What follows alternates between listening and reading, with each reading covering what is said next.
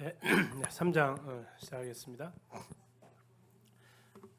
3장은 이제 디모데가 데살로니가에서 이제 가게 된 배경을 이야기를 하고 있습니다. 3장입니다. 이러므로 다시 말하면 너희들이 우리의 소망과 기쁨이요 자랑이 면류관이기 때문에 그렇죠. 우리가 참다 못해서 우리만 아덴에 머물기를 좋게 생각했다. 그리고 우리 형제 곧 그리스도의 복음을 전하는 하나님의 일꾼인 디모데를 보낸다. 이는 너희를 굳건하게 하고 너희 믿음에 대하여 위로함으로 아무도 이 여러 환난 중에 흔들리지 않게 하려 함이라. 우리가 이것을 위하여 세움 받은 줄을 너희가 친히 알리라. 자, 이건 이제 사도행전 18장에 나와 있는 17장 18장에 나와 있는 2차 전도 여행과 관련되어져 있는 그 배경이죠. 빌립보에서 누가를 떨어뜨려 놓고 데살로니가에다가 디모데 떨어뜨려 놓고 베레아에다가 실라 떨어뜨려 놓고 베레아 형제들과 함께 바울은 아덴에 도착합니다. 아덴에 도착한 바울은 베레아 형제들한테 부탁을 합니다. 디모데와 실라를 바로 이리 아덴으로 보내라. 올라가면 바로. 자, 그렇게 해서 만난 겁니다. 어디서요? 아테네에서. 그리고 지금 3장 1절에 그 얘기를 하는 겁니다. 그리고 이야기를 들었습니다. 그리고 나서 내린 결정은 원래 왜 내려오라겠냐면 같이 동행하려고 내려오려고 했어요. 그런데 어떻게 했다고요? 우리만 머무는 것이 좋겠다라고 생각했다라는 겁니다. 여기에 나와 있는 우리는 누굽니까? 1장 1절에 나오는 바울과 실로아노와 디모데인데 디모데가 갔으니까 바울과 실라가 되겠죠. 그래서 디모데를 먼저 지금 뭐 했어요? 보냈다라는 겁니다. 어디에서 어디로? 아테네에서 데살로니가로. 그러면서 보내면서 약속을 한 게 뭐냐면 다음엔 어디서 만나자? 고린도에서 만나자라고 한 거예요. 자, 이때는 이제 디모데가 먼저 떠났고요. 다음에 고린도전서 18장에 가서 보면 실라도 떠난 것을 알 수 있어요. 그러니까 아마 실라도 너도 그러면 베레아 가서 보고 너도 같이 디모데랑 같이 어디로? 고린도로 와라라고 지금 이야기를 한 거죠. 이게 지금 2차 전도 여행의 흐름이다라고 생각하시면 되겠습니다. 우리 형제 곧 그리스도의 복음을 전하는 하나님의 일꾼. 참 표현 좋지 않습니까? 그리스도의 복음을 전하는 하나님의 일꾼 디모데. 자, 간 목적입니다. 너희를 데살로니가 성도들을 굳건하게 하고 너희의 믿음에 대하여 위로하기 위해서 그리고 아무도 이 여러 환난 중에서 흔들리지 않게 하기 위해서 너희 디모데가 지금 그곳으로 보내졌다라는 겁니다. 자, 환난 중에 뭐하지 않게 하기 위해서요? 흔들리지. 환난 받으면 흔들리나요? 환난 받으면 강해지나요? 환난 받으면 흔들리나요? 네, 기본적으로는 여기서 보면 흔들린다라는 겁니다. 왜 흔들릴까요? 히브리서에서 잘 나타나는데요. 이게 갑자기 생기는 고난이 닥쳐오는 거죠. 무엇 때문에요? 예수 믿었다는 그 이유 하나 때문에. 그러면 주변에서 회유가 들어옵니다. 유대인 형제들도 그래서 히브리서 읽어보면 가족들이 너 순간 혹한 거예요. 너 지금 속은 거예요. 하면서 이렇게 들어와요. 그러면서 이제 이 환난을 제한을 하죠. 네가 이거 하게 되면 여기에 대해서 이제 이런 어려움이 없어지는 거야. 이렇게 찾아오기도 합니다. 이거보다 더 큰 흔들리는 이유는 하나님이 살아계시다면 나를 이대로 놔둘까 하는 그러한 생각들이 찾아오게 되죠. 어려움이 처했을 때.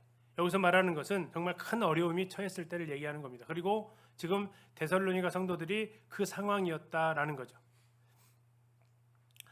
자, 그래서 사도 바울이 얘기하는 겁니다. 이는 너희를 굳건하게 하려고 했다. 왜요? 흔들리니까. 그리고 3절 가운데 부분 보시면 우리가 무엇을 위하여? 이것을 위하여 흔들리지 않도록 하기 위하여 세움을 받았다. 사도 바울이 복음을 전하는 것도 있지만 그는 또한 뭐도 해야 돼요? 복음 받고 구원받은 성도들이 흔들리지 않도록. 처음 나무를 이렇게 옮겨 심으면 뭐 해줘요? 지주 때 이렇게 세 군데 보통 받쳐주잖아요. 뿌리 내리도록, 차근하도록. 이게 시간이 좀 걸린다라는 거죠. 이게 지금 바울이 해주는 거죠. 그냥 툭 복음 전해놓고 알아서 하고 이것이 바울은 아니다라는 겁니다. 그래서 바울은 복음을 전하는 것도 그가 하는 일이었지만 뭐 하는 것도요? 네, 그들을 흔들리지 않도록 굳게 해주는 거, 이것도 필요하다라는 거죠. 이게 바울의 사역이었다라고 얘기합니다. 자, 그래서 뭐라고 얘기합니까?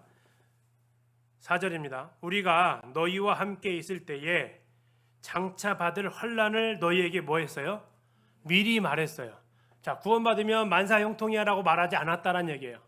구원받으면 모든 게 해결돼라고 말하지 않았다고요. 어떻게 해요? 구원받으면 무슨 일이 벌어진다고요? 핍박받을 거야라는 거죠. 핍박받을 거야. 그래도 구원받을래라는 거죠. 네, 많은 사람들이 교회 다니는 이유는 복 받으려고 하죠. 네, 환난 받는다고 하면 안 가죠. 네, 안 갈 거예요. 그런데 지금 바울은 복음 전하면서 뭐라고 얘기했다고요? 네, 미리 말했대요. 아, 그럴 줄 몰랐어요. 말 못하게 하려고 한 것 같아요. 네, 미리 말했다. 뭐 한다? 핍박받는다. 근데 이건 바울도 아주 잘하는 거잖아요. 자기도 받았고 자기도 핍박해봤으니까. 자, 그러면서 얘기합니다. 과연 그렇게 되었다. 예언 성취. 그죠? 네, 핍박받을 거 했는데 정확히 이루어졌다라는 겁니다. 정확히 이루어졌다. 자, 그런데 바울이 기뻤을까요? 와, 내가 예언한 게 이루어졌어. 기뻤을까요? 걱정스러운 거죠. 흔들릴까 봐. 예, 미리 말해주면 다 그러면 학습이 됐을까요? 아니죠. 미리 학교에서 수업 듣는 대로 다 알아먹으면 전부 다 흔히 말하는 외국 가고 서울대 가죠. 그렇죠? 예, 한번 말했다고 나 미리 말했다 하면 돼요? 예, 학교에서 2학년 맡으면 수도 없이 같은 말을 반복을 해요. 반복을. 예, 방금 전에 얘기해주고 또 물어볼까 봐 그냥 아예 칠판에 써놔요. 그런데 와서 또 물어보는 거 있죠. 몇 쪽까지 써요? 보여줘도 아니 말하는 게 아니라 보여줘도 또 물어봐요. 말한다고 된 건 아니더라고요. 그래서 바울도 지금 그걸 아는 것 같아요. 미리 말했는데 그러면 됐다? 아니다. 그래서 5절에 뭐라고 합니까? 이러므로 나도 참다 못해서 너희의 믿음을 알기 위해서 흔들렸는지 안 흔들렸는지 알기 위해서 누구를 보내요? 디모데를 보냅니다. 이는 혹 시험하는 자 누굴까요? 2장 18절에 있는 사탄. 이 시험하는 자가 너희를 시험하여 뭐 할까 봐 우리의 수고를 헛되게 할까. 자, 바울이 걱정이 뭐였어요? 아까 2장 1절에도 나왔어요. 내가 너희 가운데 들어간 것이 뭐 하지 않았다고요? 헛되지 않았다. 그리고 방금도 얘기합니다. 우리 수고를 헛되게 할까 합니다. 바울이 걱정은 수고가 헛된 거예요. 자, 이걸 한번 생각해 보세요. 물건을 사러 가려는데 한 200m 거리 정도 되는 곳에 갔어요. 근데 문을 닫아버렸네. 그럼 뭐예요? 아유, 헛걸음했네 그러죠. 속상해 안 속상해요? 속상해요. 자, 그런데 이 물건이 강원도에 있다는 걸 알고 차를 가지고 갔어요. 근데 갔더니 문을 닫아버렸네. 그럼 어때요? 속상하죠? 두 개 다 속상하네. 똑같은가요? 비교가 안 되죠. 그만큼 수고가 많이 들어간 만큼 뭐가 커져요? 헛수고다란 실망과 이 속상함이 커져요. 바울은 지금 그걸 얘기하는 거예요. 왜 그가 자꾸 헛될까 하냐면 쏟아부은 게 너무 많다라는 거예요. 100m, 200m 가가지고 문 닫았네. 이 정도가 아니고 정말 모든 시간, 물질, 에너지 다 투자했는데 이게 만약에 헛수고였다면 얼마나 안타까워요, 그가. 그래서 바울이 고린도전서 15장에서 이렇게 얘기합니다. 만일 부활이 없다면 뭐라고요? 가장 불쌍하다. 왜 가장 불쌍해요? 부활에 올인했기 때문에 그래요. 이렇게 한번 생각해 볼까요? 증권을 샀어요. 예를 들어서 자, 10만 원을 부었는데 종이 딱지가 돼버렸어요. 근데 퇴직금 타가지고 다 그걸 샀어요. 근데 종이 딱지가 돼버렸어요. 같아요? 아니죠. 많이 다르죠. 왜 달라요? 이 10,000원짜리 10만 원 잃은 사람들은 하지만 이 퇴직금 다 집어넣은 사람은 망했다. 이게 바울이 지금 하는 말이에요. 나는 이게 진짜인 줄 알고 이게 정말 무너지지 않을 건 줄 알고 다 했는데 만약에 없으면 나는 정말 망했다라는 거예요. 가장 불쌍한 자라고 그가 고백하고 있어요. 그가 했던 수고가 전부 다 뭐가 돼요? 아무 효과가 없이 다 헛수고에 물거품 돼버려요. 자, 그 말씀을 보면서 생각을 해본 거죠. 뭐죠? 부활이 없다면 나도 정말 불쌍한가? 어떠세요? 부활 없으면 불쌍하세요? 가장 불쌍하세요? 어떤 분 그런 얘기 하시더라고요. 불쌍하세요? 아, 불쌍하죠. 왜요? 했더니 주일날 꼬박꼬박 놀지도 못하고 교회 왔는데 없으면 속상하지. 그건 좀 아니지 않나요? 예. 나머지 6일은 마음껏 살았잖아요. 그게 아니고 바울처럼 정말 나는 부활 없으면 나는 정말 망하는 인생이야. 이게 지금 바울의 모습이에요. 왜 그가 헛수고해요? 이게 헛된 걸 왜 들어요? 그가 지금 소망이 있단 말이에요. 자, 왜 이게 헛된 것이 그에게 있어서 충격이 돼요? 아까 2장 18절 19절 뭐라고 그랬어요? 그의 그리스도의 심판대 앞에서 그의 기쁨, 자랑, 소망의 면류관이 누구예요? 이 데살로니가 성도들이라고요. 다시 말해 그가 복음 전하고 그가 세워주고 했던 그들이 그의 마지막 기대였다고요. 근데 그게 두 가지죠. 이들이 쓰러지거나 아니면 정말 그 부활이 없다면 그는 정말로 망하는 사람. 그래서 지금 바울이 얘기하는 겁니다. 제발 헛되지 않기를 바랬다. 근데 소망은 헛될 일이 없어요. 그에게 있어서. 근데 이들이 무너져 버리면 그는 정말로 이 수고가 헛되게 되는구나 하는 그 마음이 컸던 거예요. 그 다시 얘기하면 그가 그만큼 쏟아부은 게 많았다라는 겁니다. 6절입니다. 지금은 디모데가 너희에게로부터 왔다. 어디로 간 거예요? 이게 장소가 고린도로 온 겁니다. 이거 지금 아테네 아니에요. 아테네 왔다가 다시 보내고 지금 고린도에서 만난 겁니다. 와서 뭐를 얘기합니까? 너희 믿음과 사랑의 기쁜 소식을 우리에게 전했대요. 자, 뭐 하나 좀 이상한 거 찾으셔야 돼요. 아까 우리 1장에서 칭찬했던 거 3가지 있었습니다. 1장 3절에 뭘 칭찬했어요?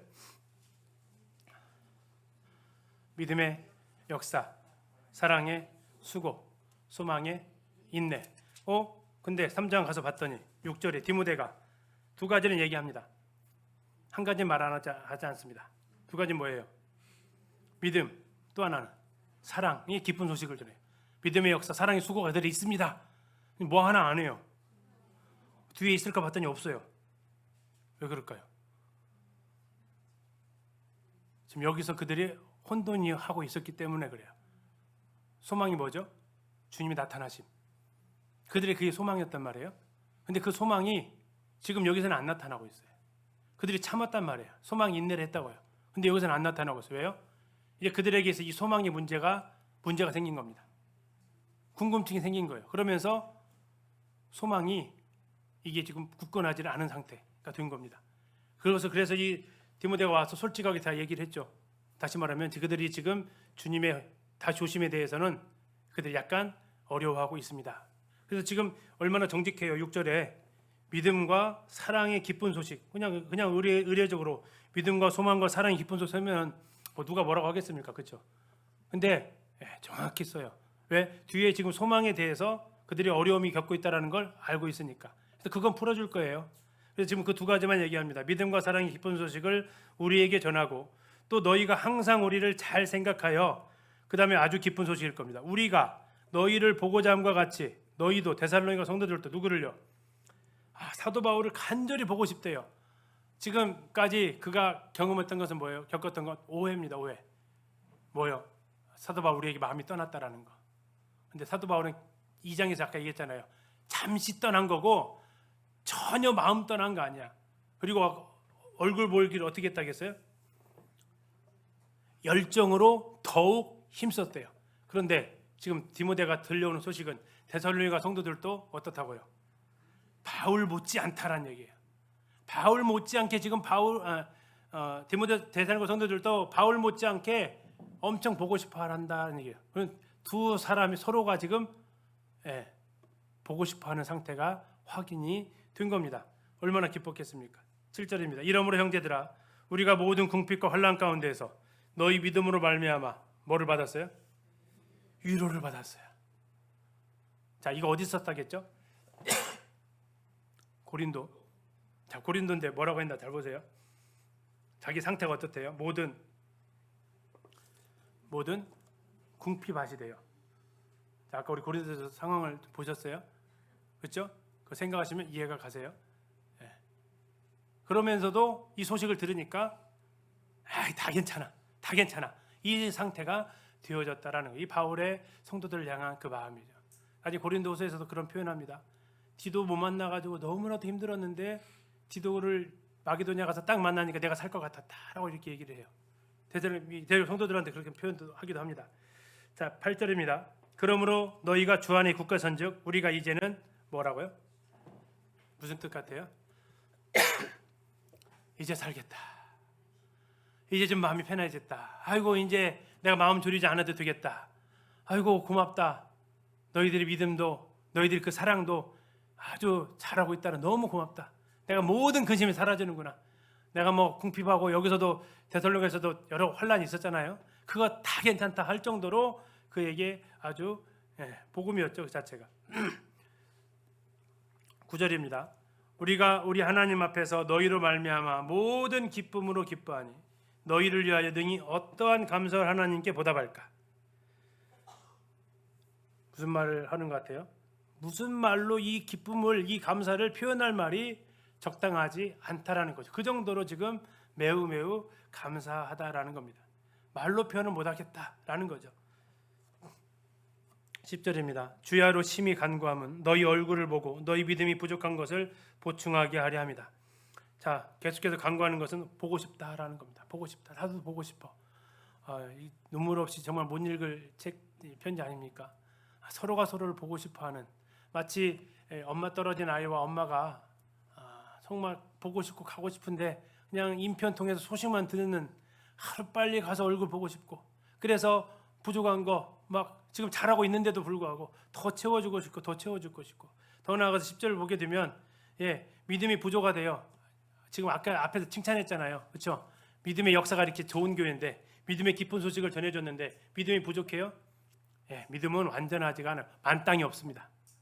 믿음은 어때요? 계속 성장해 가야 되는 거지, 이만하면 됐다라는 믿음이 있습니까? 없습니다. 그래서 바울은 얘기하는 거예요. 너희 믿음의 역사가 있는 줄 알고 믿음의 깊은 소식 들었어. 그래도 계속해서 채워주고 싶은 사도 바울의 그 마음이 여기에 지금 가득 담겨져 있습니다. 11절부터 13절까지는 바울이 기도합니다. 하나님, 우리 아버지와 우리 주 예수는 우리 길을 너희에게로 갈 수 있게 하시오며. 이게 첫 번째 기도네요. 무슨 내용 같아요? 제발 좀 만나게 해주세요라는 겁니다. 제발 좀 만나게 해주세요. 얼마나 절절해요. 아까 2장부터 시작해서 서로 보고 싶고, 나 정말 보고 싶다. 하나님 제발 좀 만나게 해주세요. 제발 좀 만나게 해주세요. 이 간절한 기도였습니다. 12절, 또 주께서 우리가 너희를 사랑한 것 같이 너희도 피차간과 모든 사람에 대한 사랑이 더욱 많아 넘치게 하사. 아까 사랑의 기쁜 소식 전했잖아요. 그렇죠? 사랑의 수고도 전했잖아요. 자, 아까 믿음을 부족함을 채워주고 싶다겠죠. 믿음도 뭐가 없다고요? 만족이 없습니다. 믿음도 만땅이 없습니다. 뭐도 만땅이 없어요. 그러고 보니까 또 하나가 사랑도 마찬가지입니다. 사랑도 이만하면 됐다가 없어요. 사랑이 이 정도면 충분해, 이것이 없다라는 거예요. 그래서 지금 12절에서 말하고 있는 거죠. 자, 첫 번째는 피차간과 모든 사람에 대한, 자, 사랑의 대상에 있어서 나 이제 10명 사랑했으니까 충분해, 없다라는 겁니다. 사랑의 대상도 점점점 많아지고 넓어져야 된다라는 거고요. 두 번째는 뭐예요? 넓이만 넓어지는 게 아니라 사랑이 더욱 많아서 넘치게, 질적으로도 사랑의 대상이 양적이라면 양도 넓어져야 되고, 질적으로도 더 많이 넘쳐야 될 정도로 질적으로도 풍성해야 된다. 사도 바울은 얘기합니다. 지금 두 가지. 아까 뭘 보충하고 싶다고 만나서 10절에 믿음 부족한 거 보충해 주고 싶대요. 믿음 만땅 아닙니다. 주유는 만땅 넣으셔도 있어도 믿음은 만땅 없어요. 계속해서 달아가야 되고요. 사랑도 만땅 없습니다. 사랑도 계속해서 풍성해져야 된다라는 거죠. 13절입니다. 너희 마음을 굳건하게 하시고 우리 주 예수께서 그의 모든 성도와 함께 뭐 하실 때요? 자, 이제 푸셔야 돼요. 휴거예요, 재림이에요? 성도와 함께 오신다네요. 재림, 이제 구분하셔야 돼요. 자, 함께 오시면 재림입니다. 자, 우리를 위해서 오시면 휴거예요. 그분 앞에 가게 되면 휴거입니다. 그래서 이제 그 구분하시면 이거 3장 13절 딱 나와야죠. 성도와 함께 오시는구나. 그러면 재림이네. 그래서 주님께서 다시 오실 때 하나님 우리 아버지 앞에서 거룩함에 흠이 없게 하시기를 원한다라고 이렇게 기도를 하고 있습니다. 하나님 제발 좀 이렇게 좀 해주세요라고 이야기를 하죠. 잠시 환난에 대해서 정리를 좀 해봅니다. 환난은 어떤 유익이 있냐면 우리 믿음이 진짜인지를 증명해 줍니다. 아니면 그저 입으로만 믿는다는 그 믿음들은 환난 앞에서 다 도망가게 되어져 있습니다. 환난을 겪고 있으면 환난을 겪는 사람들을 뭐 할 수 있어요? 위로해 줄 수 있어요. 제가 늘 하는 얘기죠. 제가 군대 가는 청년들을 위로를 전혀 못 해줘요. 가본 적이 없어서. 왜요? 환난을 경험했어야 그것을 위로를 하죠. 잘 갔다 와 정도 해줄 수 있지만 가서 이렇게 살아 몰라. 내가 그 생리를 모르니까 아들들이 넷이나 군대를 가야 되겠지만 물론 그 아들들은 저를 무지 부러워합니다. 아빠를 무지하게 나이가 들수록 부러워하는데 아무 위로가 안 돼. 근데 부러워하는 것 자체가 존재 자체가 위로가 안 되는 것 같아. 아빠는 안 갔으니까. 근데 갔다 와서 정말 고생하신 분은 그분 존재 자체가 위로가 돼요. 아이고 저분은 저렇게 특수부대에서 만약에 했으면 위로가 되는데 안 갔다 온 사람 앞에서는 제가 그냥 원망의 대상이 되죠. 환난을 받으면 환난 받는 사람들에게 위로를 줄 수 있다. 세 번째는요. 우리 인품 중에서 인내와 같은 특정한 덕목들은 어디에서만 자란다고요? 환난에서 자라요. 환난은 인내를 난다고 했잖아요. 그래서 오늘날 세대가 인내가 없다고 그러죠. 참지를 못한다고 그러죠. 그 이유가 뭐예요? 어려움을 겪어보지 못해서 그러죠. 어려움을 겪어서 보지 못해서. 그래서 유치원 어린이집 다니다 1학년 딱 들어오면 수시로 화장실 갑니다. 말도 안 하고. 왜요? 그렇게 자랐어요. 그래서 그거 가르치는데 꽤 걸려요. 수업하다가 갑자기 일어서서 돌아다녀. 왜요? 그냥 그렇게 자랐어. 그 40분 앉아있는 게 그렇게 힘들어. 그거 가르치는데 꽤 걸려요. 2학년 와서도 그런 모습이 보이니까. 그래서 어려움을 겪어보지 못한 그들에게서 인내가 기대한다라는 건 정말 어쩌면 그들에게서는 연상이 안 되는 거죠. 그게 뭐냐라고 할 정도죠. 그래서 인내가 하나님께서 우리에게 기대하시는 것이 바로 여기 환난을 통해서 그것이 자라가기 때문입니다. 네 번째로 환난은 우리로 하여금 더욱 열심을 내어서 복음을 전하게 한다라고 사도들이 그렇게 했다라는 거죠. 바울도 역시 이거 복음 전하는데 가는 곳마다 그 사람도 고생하는 거 보니까 복음 못 전하겠다라고 하지 않았다라는 거죠. 가는 곳마다 그가 환난 겪을 것을 1차 전도여행 때도 가면서 그렇게 했잖아요. 돌아오면서 그렇게 했고 2차 전도여행 때도 마찬가지였다라는 겁니다. 자, 이제 4장 가겠습니다. 4장에서는 이제 어떻게 아까 소망의 문제가 빠졌잖아요. 믿음과 사랑의 기쁜 소식을 전했는데 소망의 기쁜 소식은 전하지 않았어요. 그래서 그 부분에 대해서 이제 보충을 해주는 부분이 4장이 되겠습니다. 4장에서는 이제 어떻게 우리가 이 소망을 가지고 기다려야 되는지를 보여주고 있습니다. 그러므로 형제들아 우리가 끝으로 주 예수 안에서 너희에게 구하고 권면하노니 너희가 마땅히 어떻게 행하여 하나님을 기쁘시게 할 수 있는 일을 우리에게 배웠으니 곧 너희가 행하는 바라 더욱 많이 힘써라 라고 얘기합니다. 하나님을 뭐 하는 거예요? 기쁘시게 할 수 있는지 가르쳐줬다라는 겁니다. 2절 우리가 주 예수로 말미암아 너희에게 무슨 명령으로 준 것을 너희가 아느니라 하나님의 뜻은 이것이니 첫 번째가 뭡니까? 거룩하라라는 겁니다. 자, 소망을 가지고 살아가는 사람의 첫 번째 생활 지침 거룩해야 된다. 거룩해야 된다. 자, 거룩하기 위해서 뭘 해야 된다고 나와요? 음란을 버려야 된다. 자, 음란을 버릴 수 있는 길은 4절 각각 거룩함과 존귀함으로 자기의 아내를 대하는 것이다. 자, 그런데 이방인들은 어떻게 합니까? 5절 하나님을 모르는 이방인과 같이 세욕을 따르지 말아라. 이 일의 분수를 넘어서 형제를 해하지 말아라. 이는 우리가 너에게 미리 말하고 증언한 것 같이 이 모든 일에 주께서 신원하여 주심이라. 자, 데살로니가 성도에서 약간 이상한 문제가 좀 일어났던 것 같아요. 일어났거나 아니면 날 위험이 있었거나. 그게 뭐냐면 약간 이해 안 되는 부분이지만 현실입니다. 6절입니다. 자, 이 일이 무슨 일입니까? 세욕을 따르다가 이겁니다. 세욕을 따르다가 뭐 할 수 있다요? 분수를 넘어서 형제를 해하게 된다. 이게 무슨 얘기 같아요? 네, 형제의 아내를 취하는 그러한 위험을 경계하고 있는 겁니다. 자, 아내에게 어떻게 대하라고요? 거룩함과 존경함을 아내를 대하고 어떤 이 성적인 욕구가 있으면 이방인들과 같이 그렇게 다른 여자를 통해서 그것을 해소하려고 하지 말고 또 그렇게 하다가 이방인은 안 된다고 하니까 교회 안에서 이런 일을 하려는 이런 생각조차를 하지 말고 아내에게 대해서 이것을 이 부분을 가지고 4절에 이렇게 권면을 지금 하고 있습니다. 다시 말하면 이 상태가 오늘날에서 가끔 뉴스에 나오는 목사라는 사람들이 신도 성추행하고 성폭행하는 일들이 일어나는 거죠. 신방으로 갔다가 이런 일들이 벌어지게 되는 거죠. 그래서 흔히 인도자들하고 장로들하고 자매들을 만날 때 오픈되어진 곳에서 만나도록 얘기를 하고 있고 문을 열고 만나도록 얘기하고 있고요.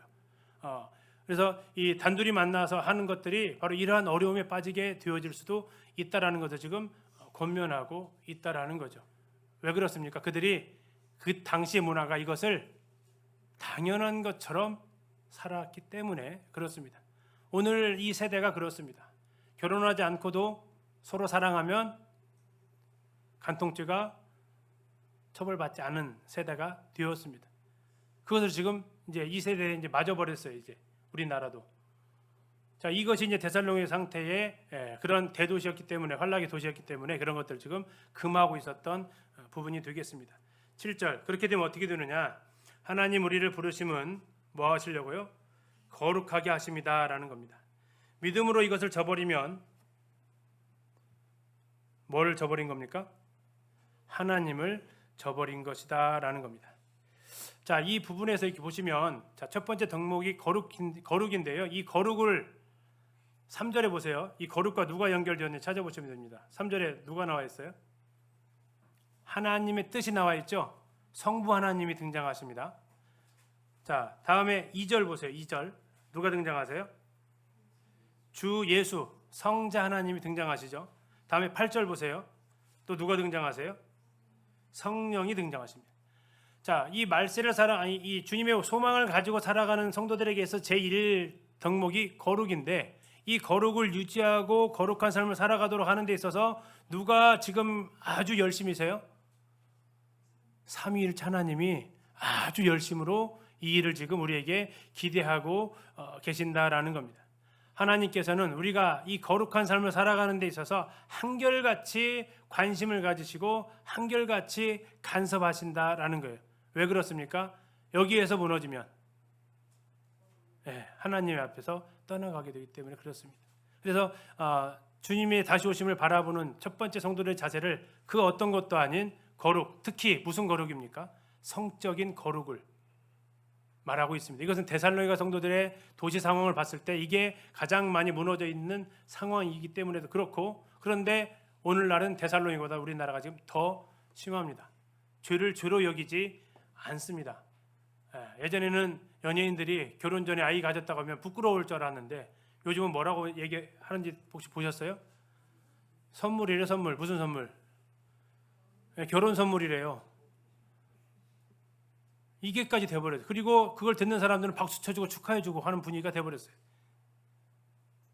이게 데살로니가보다 더 상태가 안 좋은 우리 나라가 되어진 부분이죠. 자, 9절에서 10절 두 번째 덕목은 9절 뭐라고 얘기합니까? 형제 사랑이다라는 겁니다. 형제 사랑에 관하여는 너에게 쓸 것이 없으면 너희들 자신이 하나님의 가르치심을 받아 서로 사랑함이라. 너희가 온 마게도냐 모든 형제에 대하여 과연 이것을 행하도다. 형제들을 권하노니 더욱 그렇게 행해라. 자, 두 번째 덕목은 뭐라고요? 형제 사랑이다. 근데 이것은 어떻게 하고 있다고요? 잘하고 있다라는 겁니다. 자, 잘하고 있는데 어디까지 잘하고 있냐면 데살로니가 성도들하고만 사랑하는 게 아니고 누구한테요? 온 마게도냐. 다시 말하면 빌립보, 베레아까지 포함하고 있는 바울이 개척했던 교회들이니까 그 성도들에게까지 사랑하고 있었다라는 겁니다. 그리고 계속해서 이것을 하라라는 거죠. 자, 거룩에 대해서는 지금 말하는 것은 쉽게 말하면 스탑하라는 겁니다. 멈춰라라는 거예요. 두 번째, 형제 사랑을 어떻게 하라고요? 계속해서 하라는 겁니다. 계속해서 하라는 거. 자, 세 번째가 이제 11절에 나옵니다. 또 너희에게 말한 것과 같이 조용히 자기 일을 하고 너희 손으로 일하기를 힘쓰라. 이는 의인에 대하여 단정히 행하고 또한 아무 궁핍함이 없게 하려 함이다. 세 번째는 뭐라고 말하고 있습니까? 예, 자기 개인적인 삶을 영위해 가라라는 거죠. 이게 나중에 데살로니가 후서에서는 이게 안 고쳐집니다. 지금 세 번째 권면했잖아요. 조용히 자기 손으로 일을 하라. 왜 무슨 상황이 벌어졌느냐? 데살로니가 성도들의 곧 주님이 오신다라는 일이 벌어졌습니다. 주님이 곧 오실 것처럼 설교를 했고요. 그리고 주님이 곧 오실 것처럼 믿었어요. 그러면서 그들에게 무슨 일이 일어났어요? 일을 하지 않아요. 다니던 직장을 안 다닌다고요. 그래서 뭐만 하고 있어요? 네, 주님 오시기만 기다리고 있어요. 그럼 밥은 어디서 먹을까요? 뭐 지금같이 예배당 자체가 없으니까 성도 집에 가서 성도들 이 집 저 집 들어가면서 먹는 거죠. 왜? 근데 이게 가능했냐면 아까 지금 앞에 나왔죠. 형제 사랑이 어땠대요? 형제 사랑 너무 잘하고 있으니까 가는 곳마다 밥이 잘 나와. 풍성이 나와. 자기 집에서 어설프게 먹는 것보다 밥이 더 잘 나왔나 봐. 그러니까 일하지 않고 계속 뭐 하고 다녀요? 순회하고 다녀요. 순회. 왜 일 안 해요? 주님 곧 오시니까. 얘기하는 겁니다. 그랬더니 무슨 일이 벌어져요? 주변 사람들로부터 12절에 그런 일이 벌어진 거예요. 뭐 하고 있어요? 주변 사람들이 손가락질하고 있어요. 자, 12절 보세요. 의인에 대하여 단정히 행하고 또한 아무 궁핍함이 없게 하려 합니다. 의인들, 하나님 모르는 사람들한테 좋은 본이 전혀 안 되고 있었습니다. 그러다 보니까 자기만 가난한 게 아니라 누구도 가난해지기 시작해요. 점점 이제. 그 형제들도 점점 가난해져. 왜요? 자꾸 가서 퍼먹으니까. 그때 뭐 수입 얼마나 많았게. 근데 자꾸 가서 이렇게 얻어먹으니까 점점점 성도들이 이제 궁핍해져 가는. 사도 바울이 여기에서 왜 자기 손으로 일했다고 했어요? 그들 가난해가지고 그들한테 배 안 끼치려고. 자기는 그렇게 했단 말이에요. 근데 지금 바울의 설교 듣고 일부 흔히 말하는 시한부 종말론자처럼 이들이 뭐 했어요? 일 안 하고 계속 얻어먹고 다니면서 일만 만들었다고요. 그래서 지금 얘기를 하는 거예요. 지금 이렇게 얘기하죠. 데살로니가 후서에 가서는 더 강하게 얘기합니다. 왜? 이게 이때 고쳐졌으면 되는데 안 고쳐져서. 자, 11절을 세 번역으로 이렇게 읽을 수 있어요. 읽어드릴게요. 그리고 우리가 여러분에게 명령한 대로 조용하게 살기를 힘쓰고 자기 일에 전념하고 자기 손으로 일을 하십시오라고 지금 이야기를 하는 겁니다. 남의 시선 끌려고 하지도 말고 또 다른 사람의 괜히 간섭하려고도 하지도 말고 네가 벌어서 네가 제발 좀 먹고 살아라 라는 겁니다. 형제 사랑 많다고 어디 가나 이걸 채워줄 수 있다고 그런 식으로 규모 없이 살지 말라는 거죠. 그래서 그 뒤에서 여기에 대해서 권면하라고 장로들한테 이야기를 또 하고 있습니다. 자, 13절과 18절은 우리가 기다리는 순간이죠. 뭡니까? 휴거입니다. 휴거. 자, 그러면서 뭐라고 13절 시작을 합니까? 형제들아, 자는 자들에 관하여는 너희가 알지 못함을 우리가 원하지 아니하노니. 다시 말하면 질문했다라는 겁니다. 모르고 있었다라는 거예요. 왜 잘 몰랐을까요? 바울이 너무 빨리 떠나버려가지고 디테일하게 가르쳐주지 못했던 것 같아요. 그래서 이 질문이 지금 디모데를 통해서 바울한테 전해진 겁니다. 다시 말하면 자는 자들은 누굴까요? 그리스도 안에서 죽은 사람들이에요. 다시 말하면 그들에게 무슨 일이 있었냐면 바울이 복음 전할 때는 곧 주님이 오실 것 같아요. 죽는다는 거 생각을 안 했어요. 근데 바울이 가신 뒤에 핍박을 받다가 아마도 그런 것 같아요. 시간적으로 봤을 때 시간이 오래 지나도 돌아가신 것 같지는 않아요. 아마 핍박 가운데서 돌아가신 분이 생긴 것 같아요. 그래서 그를 가리켜서 잔다고 했어요. 근데 그때 바울한테 들었던 것은 우리가 다 주님 앞에서 쉽게 휴거될 것을 얘기를 들었나 봐요. 근데 지금 갑자기 돌발 상황이 생겼어요. 죽으면요. 이거 생각. 돌아가신 분은 어떻게 되는데요? 이게 생긴 거예요. 아니, 우리는 살아있으면 휴거될 줄을 믿는데 돌아가신 분들은 어떻게 되죠? 이게 그들에게 있어서 궁금증이 된 거죠. 그러면서 그들 가운데 이제 낙담하는 겁니다. 아이고, 살아있어야 휴거되는데 들림받는데 돌아가셔서 이를 어쩌나 하는 그러한 안타까움. 이런 것들에 대해서 오해를 지금 해결해 주기 위한 것이 13절부터 기록된 본문입니다. 이는 소망 없는 다른 이와 같이 뭐 하지 말라고요? 슬퍼하지 말려고. 그러면 다시 말하면 성도들 가운데 이런 슬픔이 있었다라는 겁니다. 무슨 슬픔? 소망 없는 사람처럼 슬퍼했다고요. 예. 뭐 살아있을 때는 휴거 들고 당연히 하는데 돌아가시면 이제 끝났다, 큰일 났다, 이런 슬픔이 그들에게 찾아왔다는 거예요. 마치 구원받지 못한 사람이 슬퍼하는 슬픔처럼. 자, 14절입니다. 우리가 예수께서 죽으셨다가 다시 살아나심을 믿을진데 예수님의 부활이 우리의 휴거의 근거가 되는 겁니다. 주님이 부활하지 않았으면 우리 휴거도 없습니다. 사시지 않았으면. 이와 같이 예수 안에서 자는 자들도 하나님이 그와 함께 데리고 오실 것이다. 걱정 말아라. 여기서 자는 자들은 아까 했던 그 자는 자들입니다. 자, 그런데 왜 이게 되냐? 순서 때문에. 살아있는 사람이 먼저 휴거돼요? 돌아가신 분들이 먼저 휴거돼요? 자, 순서를 한번 보세요. 15절입니다. 우리가 주의 말씀으로 너에게 이것을 말하노니 주께서 강림하실 때까지 우리 살아남아 있는 자도 자는 자보다 결코 앞서지 못한다. 그럼 누가 앞선다는 얘기예요? 예, 주님 안에서 죽은 자들이 먼저 앞선다라는 거죠. 16절입니다. 주께서 호령과 천사장의 소리와 하나님의 나팔 소리로 친히 하늘로부터 강림하시리니.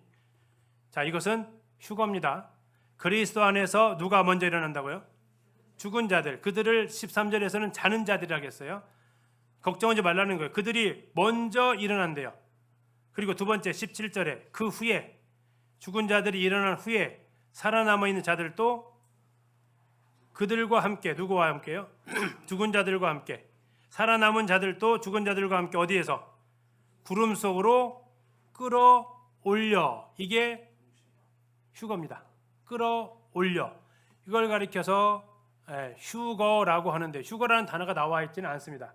아까 우리 영어 찬양하면서 랩처라고 했죠. 랩처. 이게 휴거를 가리키는 영어 단어인데요. 헬라어로는 뭐라 하냐면 하르파조라고 합니다. 하르파조. 이게 강제로 취하다, 도적질하다라는 겁니다. 남아공에서 일어났던 하이지킹 들어보셨어요? 총 가지고 이렇게 지나가던 차를 대고 이렇게 협박해서 돈 뜯는 걸 하이제킹이라고 하는데요. 이게 이 도둑질하다는 얘기예요. 자, 그들이 그렇게 하는 것은 뭔가를 얻으려고 하는 거죠. 귀한 거 얻으려고 하는 거죠. 하이제킹하는 이유가 그거잖아요.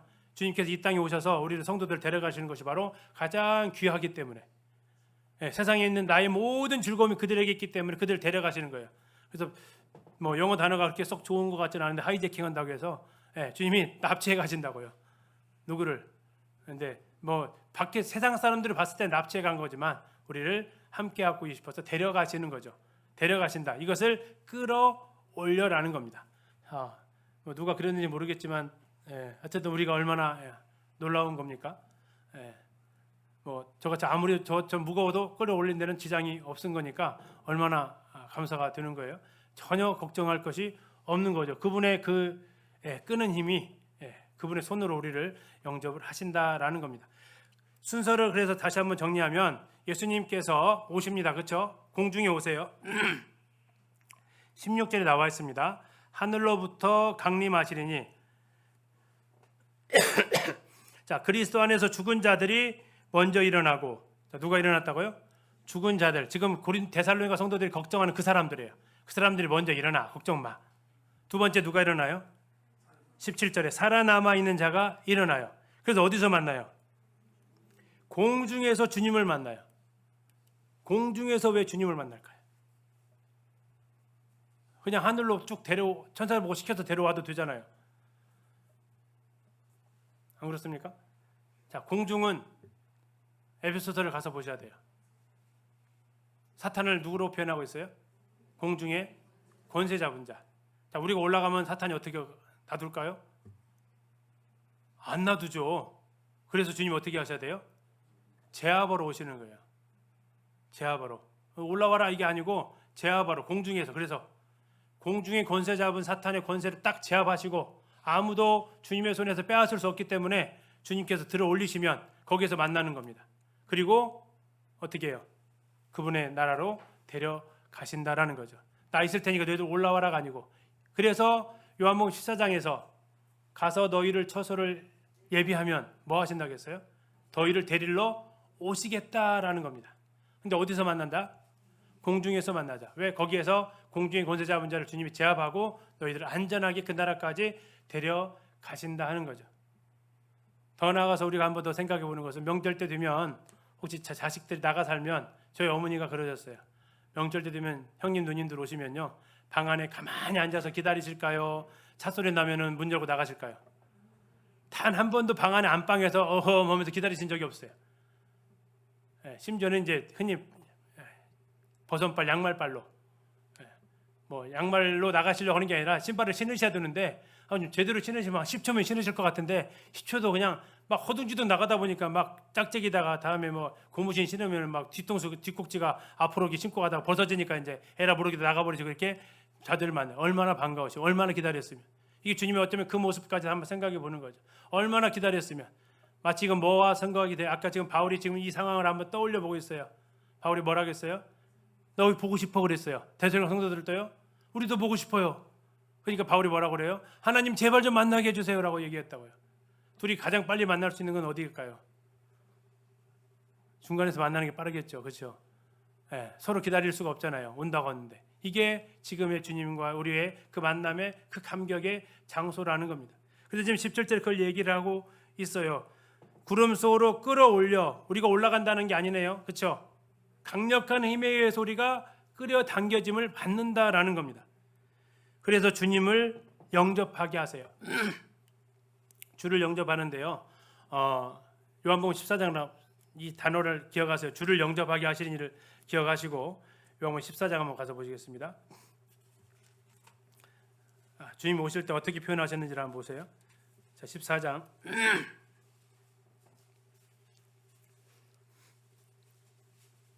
3절입니다. 14장 3절. 가서 너희를 위하여 거처를 예비하면 무엇인데요? 내가 다시 오신다. 아까 지금 공중강님 오시는 거죠, 그렇죠? 내가 다시 와서 그다음 뭐라고 나왔어요? 너희를. 자, 누가 누구를 영접한대요? 예수님이 우리를 영접한대요. 자, 우리 데살로니가 전서로 가서 보세요. 누가 누구를 영접한대요? 내가 주님을 영접하게 하신대요. 누가 누구를 영접하는 거예요? 요한복음하고는 비교해 보면 누구라고 할 것도 없이 서로가 서로를 이제 뭐 달려가는 이런 모습의 그런 장면이 그려지는 거죠. 그 다음에 더 큰 위로가 뭡니까? 그리하여 우리가 항상 주와 함께 있으리라. 우리가 항상 주와 함께 있으리라. 우리가 항상 주님과 함께 있으리라. 어쩌면 데살로니가 성도들하고 바울하고도 이것을 꿈꿨죠. 막 보고 싶고 같이 있고 싶고. 근데 그날에 이 모든 것들이 한순간에 다 이루어질 거라는 겁니다. 그러면서 18절에 뭐라고 얘기합니까? 그러므로 이러한 말로 서로 위로하라. 주님의 다시 오심이 우리의 위로라는 거죠. 주님의 다시 오신다는 그 약속이 우리에게는 최고의 위로라는 겁니다. 최고의 위로. 이보다 더 큰 위로는 없습니다. 그리고 이 위로는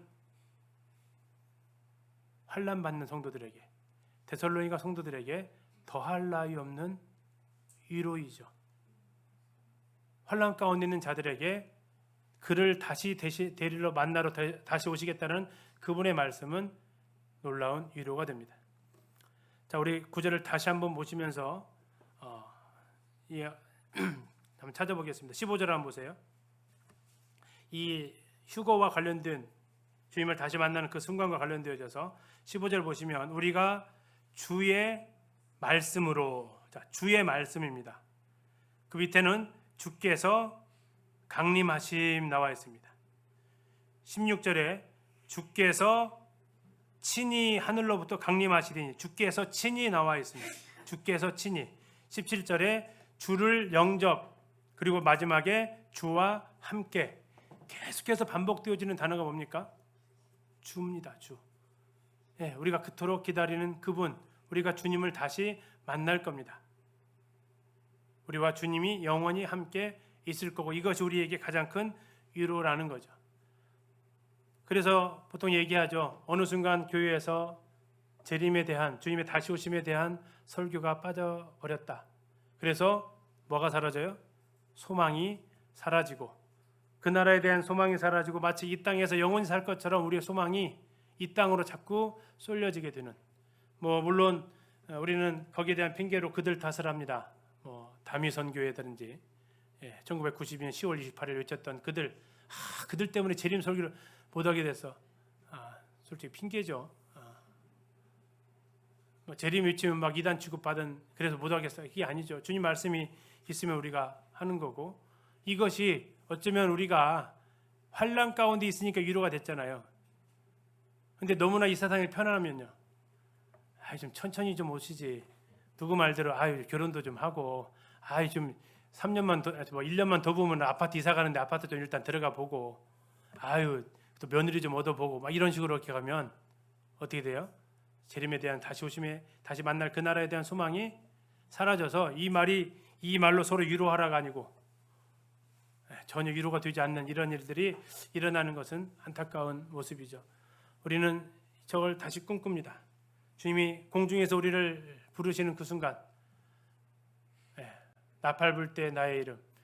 여기서 이제 우리가 주의할 것은 뭐냐면 16절에 하나님의 나팔 소리로 친히 하늘로부터 강림하신다고 했는데 자 이걸 가지고 성경을 푸는 사람들이 다시 말하면 이제 언약주의에 해당되는 사람들이 어떻게 푸냐면 이 나팔이 나왔잖아요. 나팔.